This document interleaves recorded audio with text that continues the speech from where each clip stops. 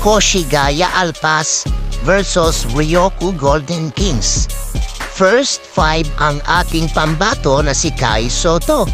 Maganda ang opening ng Ryoku Golden Kings. 200 slam dunk ni Jacko Lee.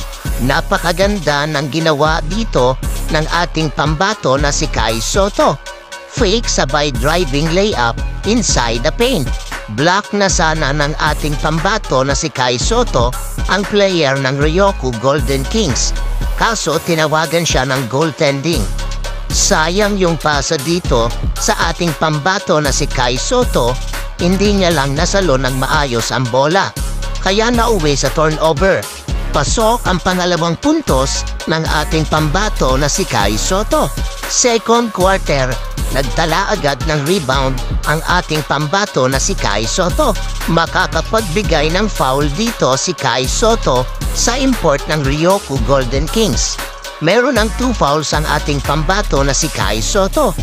Binigyan ng screen ni Kai Sotto ang kanilang point guard na si Kushigawa para mabigyan siya ng isang alley-oop, kaso hindi lang naipasok ng ating pambato na si Kai Sotto.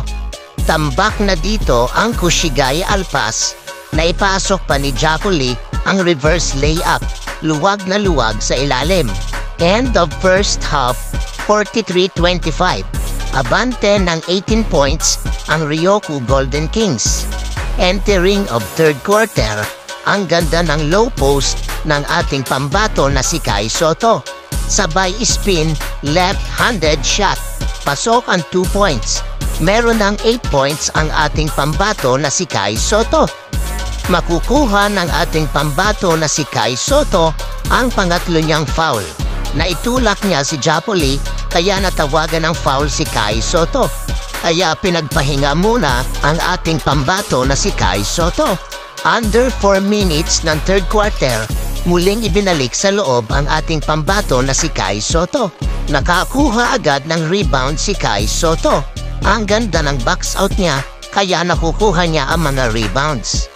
Naipasok ulit ng ating pambato na si Kai Sotto ang right-handed floater shot. Another rebound para sa ating pambato na si Kai Sotto.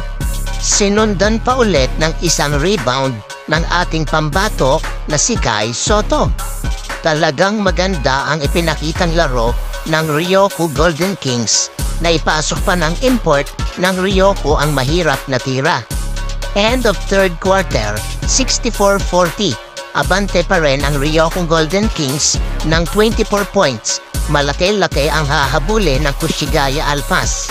Entering of fourth and last quarter, agad namang nakapuntos ang Ryoku Golden Kings.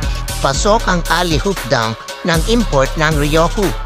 Panibagong rebound ng ating pambato na si Kai Sotto sa fourth quarter. Masusundan pa yan ng isang right-handed layup, pasok. Meron ng 12 points ang ating pambato na si Kai Sotto. Sayang ang play na ito.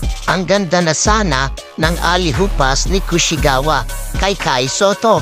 Hindi lang na-convert ng ating pambato na si Kai Sotto. Agad namang bumawi ang ating pambato na si Kai Sotto ng isang one-handed dunk. Hindi na nakasabay ang import ng Ryoku Golden Kings. Maiitala ulit ang another rebound ng ating pambato na si Kai Sotto. Maganda talaga ang box out ni Kai Sotto kaya nakukuha niya ang mga rebounds. Tapal na sana ng ating pambato na si Kai Sotto ang import ng Ryoku Golden Kings. Kaso tinawagan ng foul ng referee, meron ng 4 na foul si Kai Sotto. Nakapagtala pa ng isang monster dunk ang ating pambato na si Kai Sotto. Meron ng 18 points ang ating pambato na si Kai Sotto. Kukumpleto sa 20 points ang floater shot inside the paint ng ating pambato na si Kai Sotto. Bago matapos ang fourth quarter, nakapagtala pa ng rebound ang ating pambato na si Kai Sotto. Final score, 87-65. Panalo ang Ryoku Golden Kings. Gayunpaman, talo man ang team ng ating pambato na si Kai Sotto na Koshigaya Alpas, gumawa lang naman ng 20 points at 16 rebounds ang ating pambato na si Kai Sotto.